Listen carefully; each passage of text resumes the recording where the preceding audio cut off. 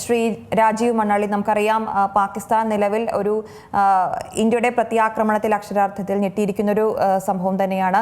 എന്നാൽ ഇനി ഉണ്ടാകുന്ന ഏതൊരു ആക്രമണവും ഇന്ത്യ യുദ്ധസമാനമായ സാഹചര്യമായി കണക്കാക്കും, കൃത്യമായ രീതിയിലുള്ള തിരിച്ചടി നൽകും.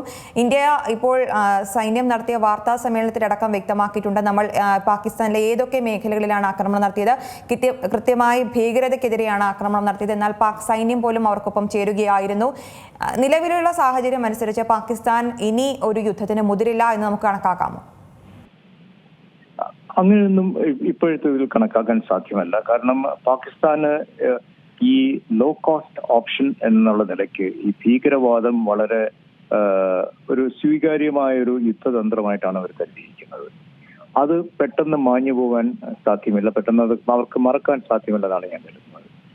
അവരുടെ പ്രധാനമന്ത്രിയും അതുപോലെ തന്നെ അവരുടെ വിദേശകാര്യമന്ത്രിയൊക്കെ ഈ അടുത്ത് പറയുന്നത് കേട്ടിരുന്നു. കഴിഞ്ഞ എത്രയോ കൊല്ലമായിട്ട് അമേരിക്കയ്ക്ക് വേണ്ടി ഞങ്ങൾ ഭീകരവാദം നടത്തുന്നു, ഞങ്ങളെ കൊണ്ട് എല്ലാവരും ഞങ്ങളെ ഉപയോഗിച്ചിരുന്നതാണ് എന്നൊക്കെ അവർ പറയുന്നതും വിലപിക്കുന്നതായ കാഴ്ചകളൊക്കെ നമ്മൾ കണ്ടു. അതിന്റെയും വീഡിയോസ് ഒക്കെ നമ്മൾ കണ്ടിരുന്നു.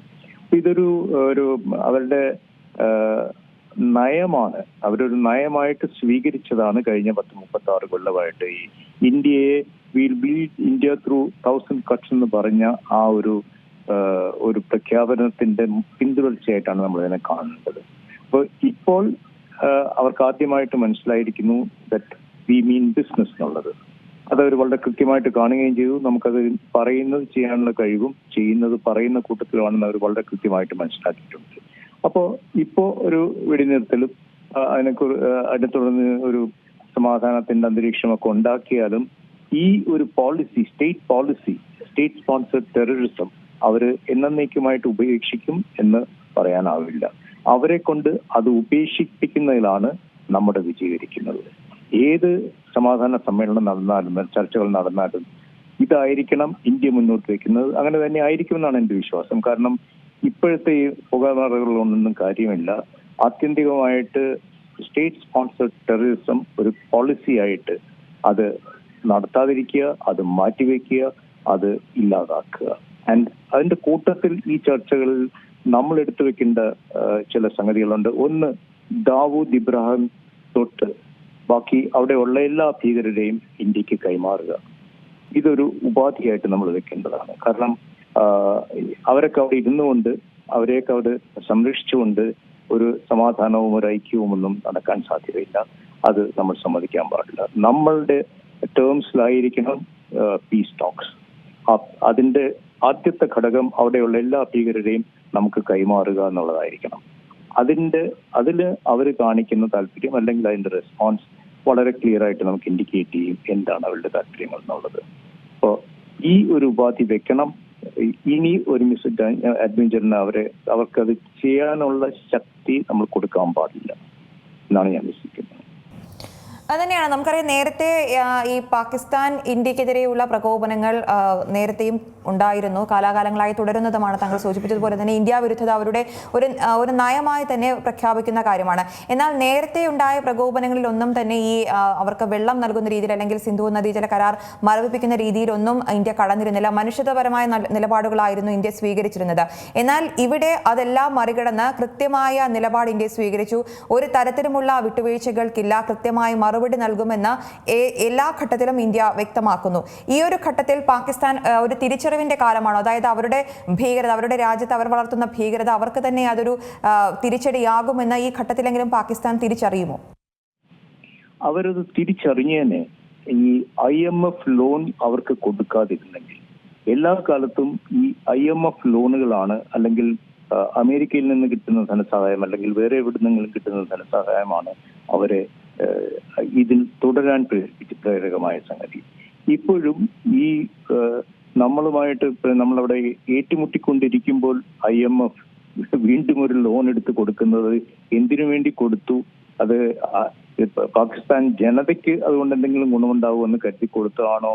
അതൊക്കെ നമ്മൾ ഇതിനൊന്നും ഒരു ഉത്തരമില്ലാത്ത സംഗതികളാണ്.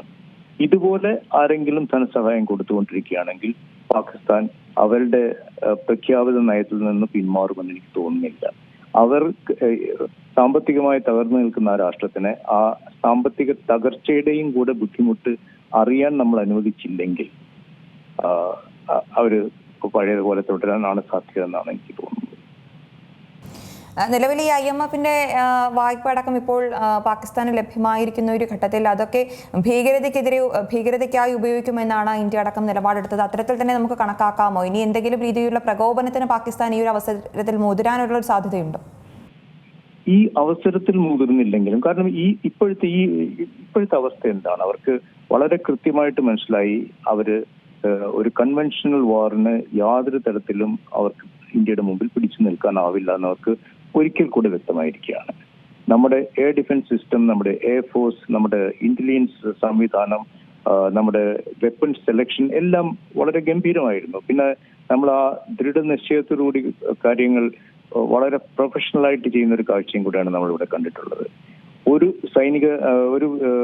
സിവിലിയൻ സങ്കേതങ്ങളെ ആക്രമിക്കാതെ, സിവിലിയൻസിനെ ആക്രമിക്കാതെ, അവർക്ക് ബുദ്ധിമുട്ടുണ്ടാക്കാതെ, ആദ്യത്തെ സ്റ്റേജിൽ മിലിറ്ററി എസ്റ്റാബ്ലിഷ്മെന്റ്സിനെ പോലും ആക്രമിക്കാതെ ഭീകര ക്യാമ്പുകൾ മാത്രം ആക്രമിച്ചെന്നാണ് ഇന്ത്യ തുടങ്ങിയത്. അത് എസ്കലേഷൻ അവർ തന്നെ വരുത്തിവെച്ച എസ്കലേഷൻ ആണ്. അപ്പൊ ആ എസ്കലേഷന് തിരിച്ചു മറുപടി കിട്ടിയപ്പോൾ അവർക്ക് വളരെ വ്യക്തമായി അവർക്ക് പിടിച്ചു നിൽക്കാനാവില്ലെന്ന്.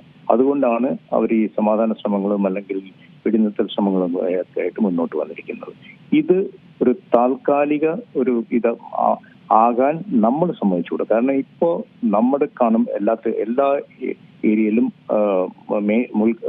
മേൽക്കൈയുള്ളത്, അത് നമ്മൾ കളയാൻ പാടില്ല. 1971 93,000 തടവുകാരെ തടവുകാരെ പിടിച്ചിട്ട് ഒരു നേട്ടവുമില്ലാതെ അവർ തിരിച്ചു കൊടുത്ത പോലെ ആകരുത്. അതാകില്ല എന്ന് എനിക്ക് പൂർണ്ണ വിശ്വാസമുണ്ട്. നമ്മുടെ ഇപ്പോഴത്തെ ഈ ഒരു മുൻകൈ അത് നിർത്തണം. നമ്മുടെ ഉപാധികൾക്കനുസരിച്ചായിരിക്കണം സമാധാനം. അല്ലെങ്കിൽ ആ സമാധാനത്തിന് ഒരു ശാശ്വതത ഇല്ല. അപ്പൊ അതുകൊണ്ട് ശാശ്വതമായൊരു സമാധാനം ആഗ്രഹിക്കുന്നുണ്ടെങ്കിൽ നമ്മൾ വയ്ക്കുന്ന ഉപാധികൾക്കനുസരിച്ച് അവർ മുന്നോട്ട് വരണം. ശരി സർ, വളരെയധികം നന്ദി പ്രതികരണത്തിന്.